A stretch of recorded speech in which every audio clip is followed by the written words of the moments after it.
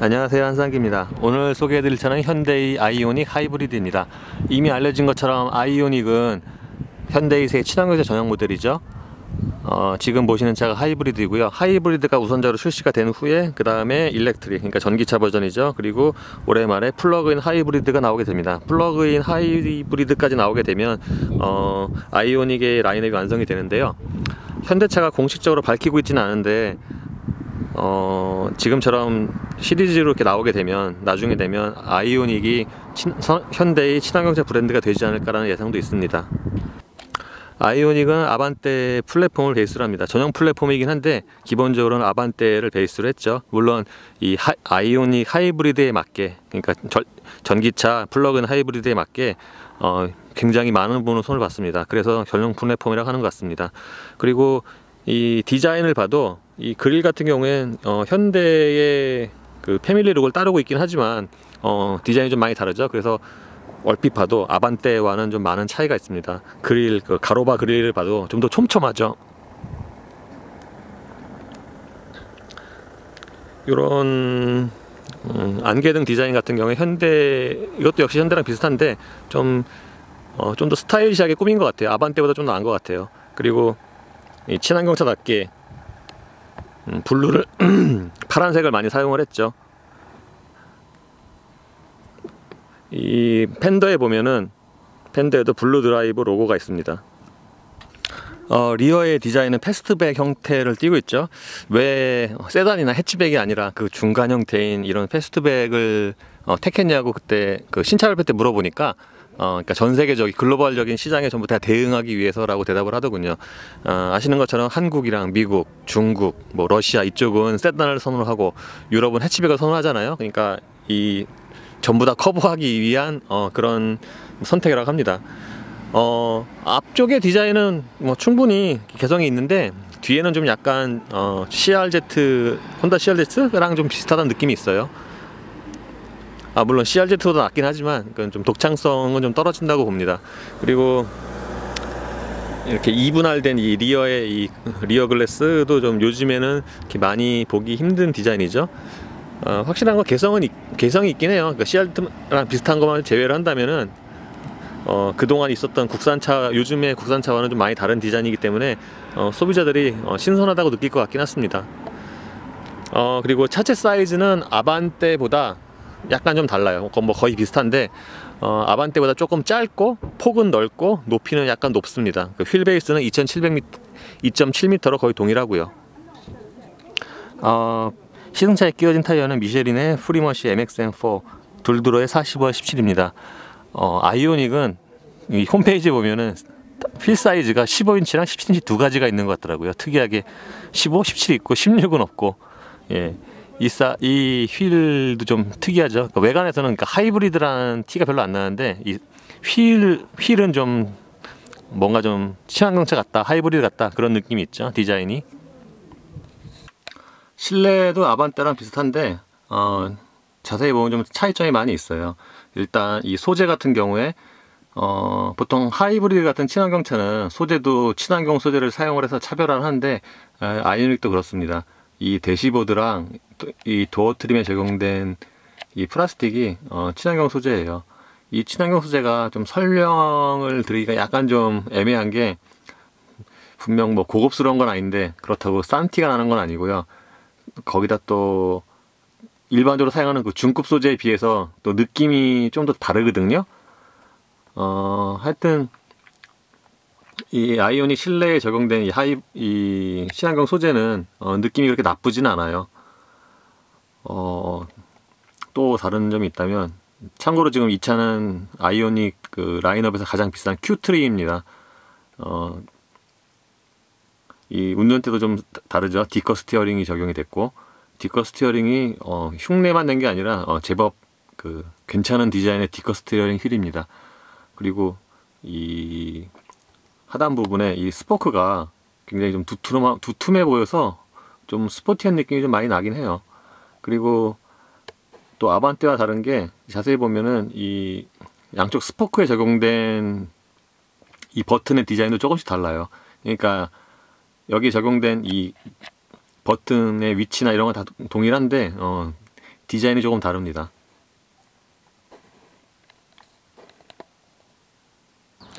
시트는 몸을 잘 잡아주는 편입니다.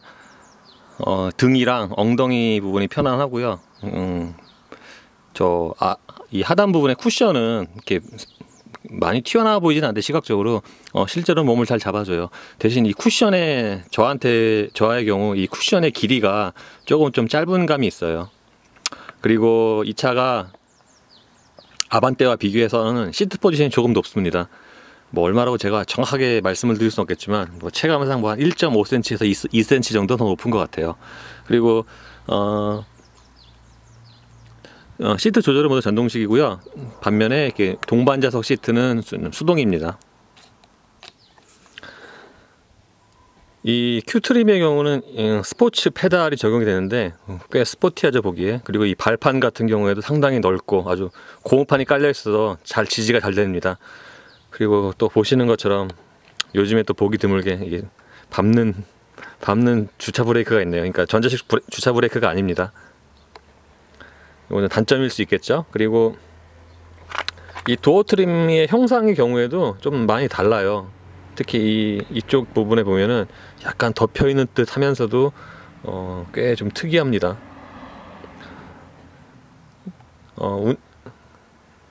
그리고 도어 포켓의 경우에는 병 하나를 놓을 수 있을 정도의 공간이 있고요. 좌우로 좀 길쭉합니다.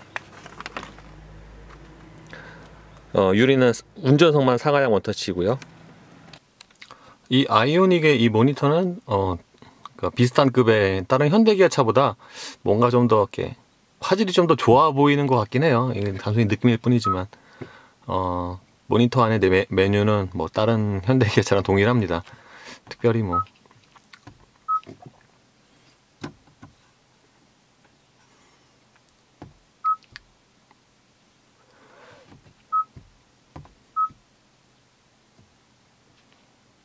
여기 이 송풍구의 경우에는 이 조절 레버로 이렇게 완전히 닫는 버튼까지 같이 돼요. 그러니까 이걸로 지금 에어컨을 켜보면은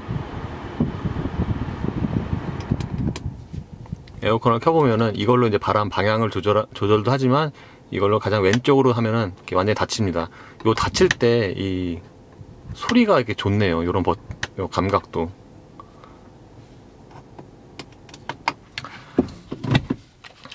이 센터 패시아는 이 밑에 버튼 디자인은 아반떼보다 좋아요. 아반떼는 뭔가 좀 더 밋밋하고 그랬는데 아이오닉은 좀 더 스타일리시하고 컬러풀하고 그렇습니다. 지금 에어컨 1단을 켠 상태이고요. 사용하기 쉽게 그러니까 온도 조절은 다이얼식이고 바람 세기는 버튼으로 합니다. 그리고 요 밑에 오토랑 오프, 앞뒤 열선, 에어컨 이렇게 가지런히 나열이 되어 있고요. 그리고 이 아래쪽에는 많은 이제 현대차들이 그렇듯이 C-볼트 두 개가 마련이 되고 옥스와 USB가 있습니다. 그리고 아이오닉의 경우에는 무선 충전 장치도 있죠. 그러니까 여기 수납함을 겸하는 거죠. 여기 또 고무판이 깔려 있어 갖고 미끄러지지가 않고요. 그리고 기어 레버 옆에는 냉난방 3단계 시트랑 열선이랑 파킹 센서가 있습니다. 약간 좀 특이한 거를 특이한 게 있다면 이 드라이브 모드가 없죠. 드라이브 모드가 보통 드라이브 모드가 다 여기 있잖아요, 현대는. 근데 지금 이 아이오닉은 드라이브 모드가 없어요. 참고로 이 뒤에서 이걸 옆으로 젖히면 바로 스포트 모드가 됩니다. 평소에는 에코 모드고요. 그리고 이쪽의 디자인도 조금 다르죠. 여기 보시면 그러니까 컵홀더가 이렇게 앞뒤로 있고 이쪽에도 조금 길쭉한 물건, 그러니까 뭐 예를 들면 뭐랄까요, 무슨 서류나 이런 거 아주 얇은 뭐 노트북도 잘하면 들어가겠네요. 이런 게 마련이 되어 있습니다. 그리고 대신에 이 센터 콘솔 박스는 그렇게 큰 편이 아니에요. 작습니다.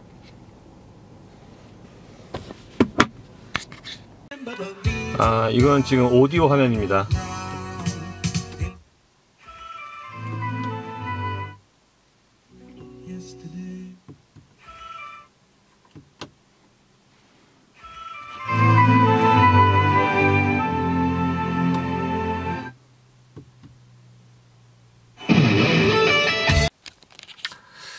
계기판 살펴보겠습니다. 이 아이오닉이 아반떼랑 계기판 디자인이 많이 달라요. 카드를 넣어주세요. 자, 지금이 이제 기본 화면, 그러니까 에코 모드일 때 화면이고요. 앞서 말씀드린 것처럼 기어 레버를 뒤에서 왼쪽으로 이렇게 젖히면 바로 스포트 화면으로 전환이 됩니다. 이 아반떼에 비해서 아반떼는 물론 다른 현대기아 차들 중에서 제일 이쁜 것 같아요. 계기판이. 메뉴는 기본적으로 메뉴 구성 화면은 기본적으로 동일합니다.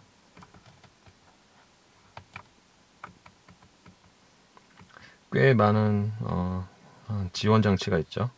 이 관성 주행 안내도 있고.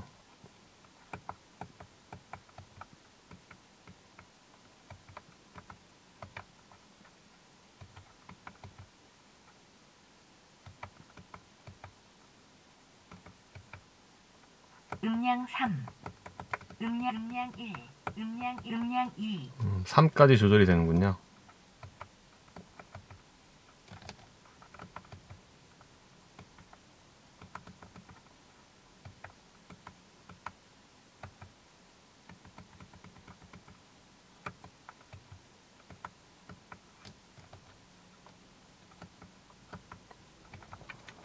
이게 하이브리드라서 이렇게 운전 모드를 알 수 있게 이런 화면 메뉴도 따로 준비를 해놨습니다. 이거는 이제 하이브리드 에너지 흐름도고요. 그러니까 이거를 보고서 지금 배터리 힘을 쓰는지 엔진을 힘을 쓰는지 같이 쓰는지를 알 수가 있죠. 냉각선도 디지털이네요.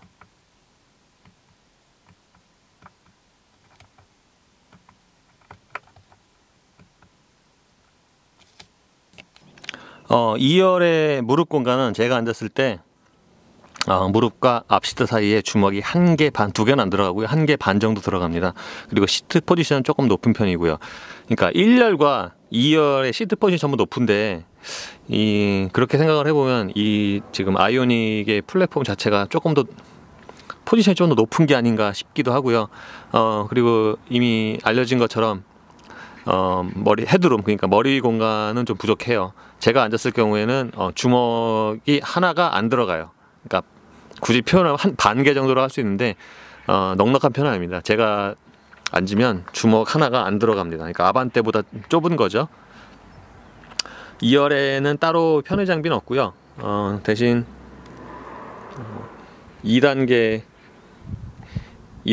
그 냉방 시트가 있습니다.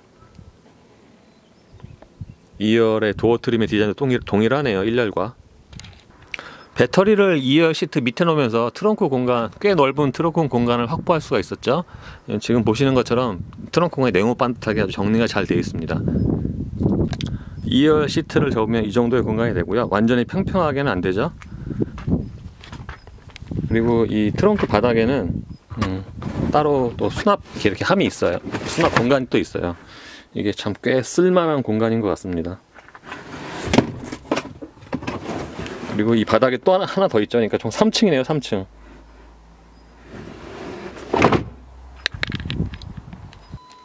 아이오닉 하이브리드의 파워트레인은 그러니까 전용으로 개발된 신형 카파 1.6 GDI 엔진 그리고 전기 모터로 구성이 됩니다. 6단 DCT고요. 보통 하이브리드는 CVT를 많이 사용을 하는데 현대는 따로 개발을 했습니다. 6단 DCT를. 종합 출력이 141마력입니다. 이 중에서 엔진의 출력은 105마력이에요. 그러니까 요즘 나오는 차들이 리터당 출력이 굉장히 낮죠. 그러니까 하이브리드니까 연비 위주로 세팅을 한 것 같습니다. 대신 부족한 출력을 전기 모터로 보완을 하는 방식이죠. 네, 지금은 전기차 모드가 됐죠. 그러니까 평상시에는 이제 정차 있을 때는 배터리가 아주 없지 않은 이상 전기차 모드가 되는 거죠. 그러니까 지금 엔진이 돌지 않고 있습니다.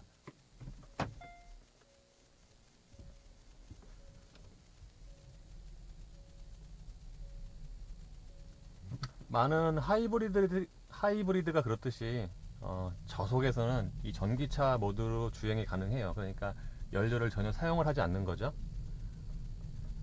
그래서 이 하이브리드의 효율을 얘기를 할 때 전기차 모드를 얼마나 쓸 수 있느냐, 뭐 플러그인 하이브리드도 마찬가지지만 이 전기차 모드를 얼마나 쓸 수 있느냐가 효율을 가늠하는데 지표가 되기도 하죠.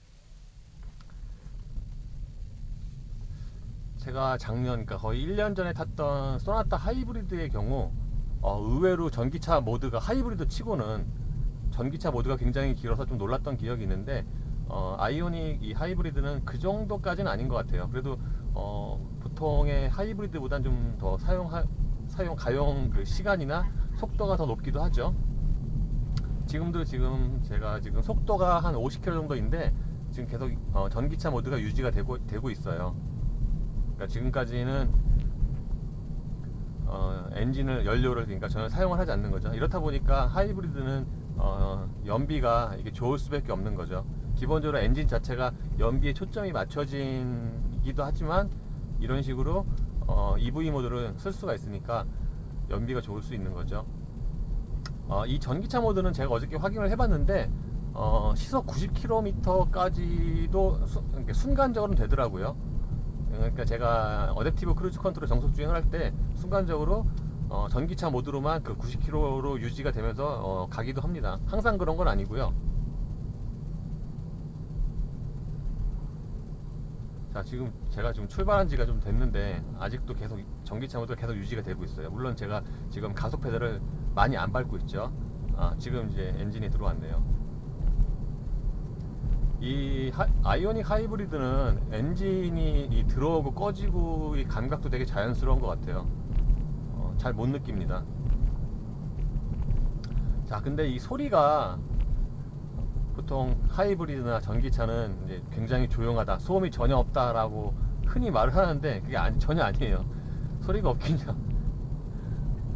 이 아이오닉 하이브리드만 적용되는 건 아니지만 소리가 있어요. 상대적으로 좀 덜 들리고 들리는 소리가 좀 다를 뿐이죠.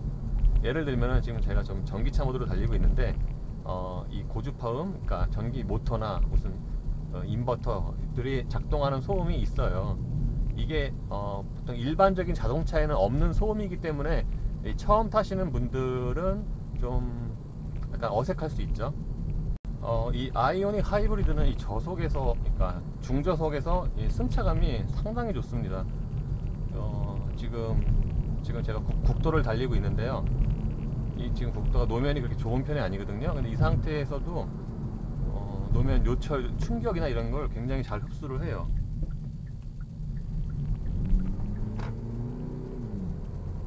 특히 과속 방지턱을 넘을 때는 참 특히 뒤에서 따라오는 그런 그 하체 충격 흡수 능력 이런 게 상당히 좋다고 느낍니다. 지금 이 정도는 그냥 별로 속도 안 줄이고 그냥 이렇게 휙 하고 지나갈 수가 있어요. 그 정도로 이 승차감이나 이런 게 잘 구현이 되어 있어요. 상대적으로 근데 그 노면에서 올라오는 소음, 타이어 소음은 좀 있는 편이에요. 이게 지금 더 잘 들려서 그럴 수도 있어요. 지금 순간순간 EV 모드가 되기 때문에 더 잘 들려서 그렇게 들릴 수도 있습니다. 아이오닉 하이브리드는 기본적으로 에코 모드예요. 에코 모드로 평상시에 다니는 거죠. 이 에코 모드여서 그런지 초반에 이 가속 페달의 이 응답성은 좀 늦은 편이에요. 그러니까 아무래도 연비 유지 세팅이죠. 그러니까 가속 페달 초기 한 이 정도 밟으면은 그렇게 반응은 좀 없어요. 반면에 가속 페달을 한 반 정도 밟으면 그때부터 이제 제대로 힘을 받는데 이 아이오닉 하이브리드의 가속력이 그렇게 나쁜 편이 아니에요. 그러니까 체감 가속력이 늦더라고요. 제가 나중에 확인을 해보니까 정지에서 190km까지 가속하는데 아반떼 가솔린이랑 거의 비슷하거나 조금 빠르거나 그렇습니다. 그러니까 저는 이 체감 가속이 늦어서 가속력, 그러니까 연비에 너무 치중한 나머지 가속력에서 조금 손해를 봤구나라고 생각을 했는데 꼭 그렇진 않더라고요. 그러니까 체감 가속력이 좀 느린 거죠. 그리고 아이오닉 하이브리드의 경우 아까 말씀드린 것처럼 기어 레버를 왼쪽으로 젖히면은 바로 스포트 모드로 전환이 됩니다. 계기판 디자인도 바뀌는 거죠. 그러면 이 아이오닉 하이브리드는 그냥 에코와 스포트 모드의 차이가 꽤 커요. 스포트 모드로 바꾸면은 엔진이나 전기 모터의 반응이 훨씬 더 활발해져 갖고 가속 페달의 민감도가 굉장히 좋습니다. 아이오닉이 비슷한 사이즈의 다른 차와 좀 차별화되는 것 중에 하나가 멀티링크죠. 보통 일체식을 많이 쓰는데 아이오닉 하이브리드의 경우 리어 서스펜션에 멀티링크 타입을 썼습니다. 어제 오늘 잠깐 운전을 해보니까 이 멀티링크 타입을 사용해서 가장 큰 이득을 보는 게 뭐 승차감이나 이런 것도 있지만 저는 오히려 핸들링인 것 같아요. 아이오닉의 핸들링 성능, 그러니까 이 코너를 돌아 나가는 성능이 생각보다 굉장히 좋습니다. 지금 내리막 커브인데요. 이 내리막 커브에서도 거의 이게 거의 던질 수 있을 만큼 잘 돌아요. 지금 가속 페달을 거의 끝까지 밟고 돌았는데 이게 알아서 제어를 해주면서 코너를 돌거든요. 이 코너 그러니까 처음에는 좀 그러니까 정확히 이 차를 모르니까 조심스럽게 돌았는데 한 2번 돌아보니까 코너에서 이거보다 훨씬 더 빨리 돌아도 밖으로 나갈 일이 없겠다라는 그런 생각이 들더라고요. 그렇다고 이 아이오닉 하이브리드 이 하체가 단단한 건 아니거든요. 오히려 이 부드러운 쪽에 가깝습니다. 오히려 앞서 말씀드린 것처럼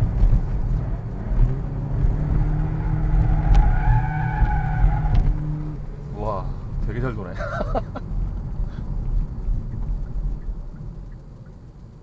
지금은 스포트 모드로 가속 중입니다. 앞서 말씀드린 것처럼 이 가속력은 괜찮은 편이에요. 아반떼 가솔린이랑 1.6 가솔린이랑 비슷하니까. 이 차가 출력이 종합 출력이 조금 더 높으니까 가속력이 좋은 게 어떻게 보면 당연할 수가 있죠.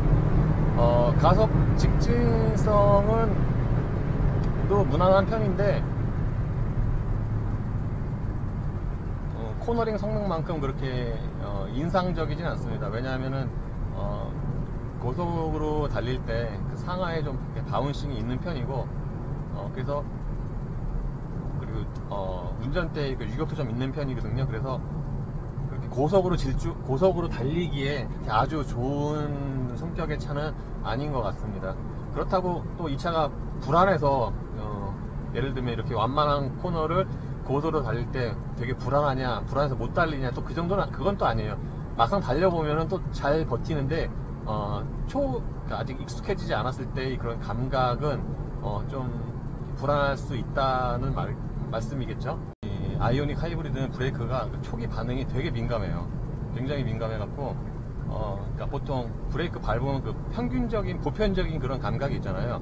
그거에 비해서 굉장히 초반 그 반응이 민감합니다. 그래서 저속뿐만 아니라 고속에서도 동일하게 감각이 유지가 돼요. 그러니까 살짝만 밟아도 이렇게 금방 딱 서요.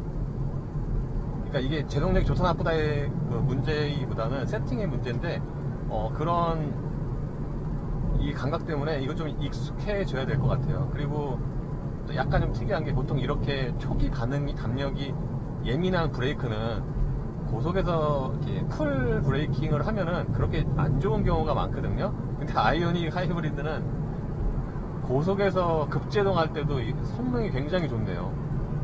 아반떼, 그러니까 첫 번째의 제동은 거의 아반떼와 거의 비슷하고요. 어떻게 보면 더 좋은 것 같기도 하고요.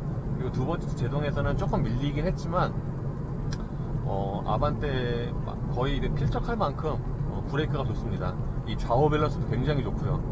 이 차선 안에서 급제동하면 차선 안에서 딱 그대로 멈춥니다. 다른 것도 괜찮지만 이 아이오닉은 이 브레이크 성능이 꽤 좋다고 말씀드릴 수 있겠습니다. 외관 디자인은 호불호가 갈리니까 사람마다 느끼는 게 다르겠지만 실내 디자인의 경우에는 아반떼보다도 좀 더 괜찮은 것 같아요. 일단 센터페시의 디자인이 더 예쁘고 특히 계기판은 특히 더 예쁘죠. 그래서 좀 차별화가 많이 되고요. 그리고 실내 공간은 아무래도 아반떼보다 부족합니다. 특히 2열 공간에서 좀 차이가 많이 나는데 그리고 사람에 따라서는 이 높은 시트 포지션, 운전석 시트 포지션이 좀 높아요. 약간 좀 껑충한 편인데 그거는 좀 호불호가 갈릴 수가 있겠습니다. 그리고 하이브리드니까 이제 빼놓을 수 없는 게 연비죠. 연비의 경우 지금 90km로 정속 주행을 하면은 보통 평균 연비가 그러니까 순간 연비가 그러니까 리터당 25km 내외로 이렇게 나와요.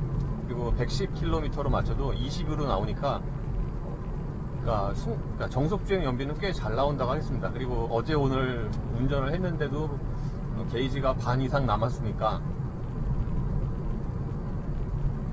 정속 주행 연비라든가 뭐 실제 연비도 꽤 잘 나온다고 하겠습니다. 그리고 이 아이오닉 하이브리드는 일반 하이브리드에 비해서 그 EV 모드의 가용 시간이 조금 좀 긴 편이에요. 그리고 순간적으로는 시속 80, 90에서도 순간적으로 EV 모드가 이제 작동이 될 때도 있고요. 주행에서는 전반적으로 이렇게 조용한 편인데 이 전기 모터와 그 인버터의 그 고주파음 이런 게 좀 들리는 게 흠일 수 있습니다. 사람에 따라서는 전기 모터가 작동할 때 그때 이렇게 윙 하고 음이 들려요. 그거는 좀 불편할 수 있겠죠. 뭐 다른 하이브리드 마찬가지긴 하지만 아이오닉 하이브리드는 그게 좀 더 좀 두드러지는 것 같아요. 그리고 앞쪽에서 부딪히는 바람 소리도 좀 있는 편이고요. 그리고 멀티링크 서스펜션을 리어에 쓰면서 가장 큰 장점이 승차감도 괜찮지만 이 좌우 핸들링이라든가 코너를 돌아나갈 때 그 능력이 참 좋은 것 같아요. 이게 하이브리드인데 어떻게 최근에 타본 현대기아차 중에서 그 가장 적극적인 세팅 같아요. 그러니까 이 신차 발표 때 멀티링크를 쓴 이유가 하이브리드로 달리는 재미가 있어야 된다, 그거를 되게 많이 강조를 했는데 그거는 이제 제가 직접 타보니까 어느 정도 이해가 됩니다. 아이오닉 하이브리드는 아반떼보다 비싼데 지금 제가 지금까지 말씀드린 장점이 많은데 아반떼를 두고 아이오닉 하이브리드를 선택하기에는 조금 좀 망설여질 것 같아요. 아반떼도 충분히 좋으니까. 근데 이 가격 역시 모든 하이브리드가 마찬가지긴 하지만 이 가격에 따른 그런 그러니까 가격 차이를 언제 해소할 수 있을까, 연비로, 그거는 이제 개인에 따라서 다를 것 같습니다.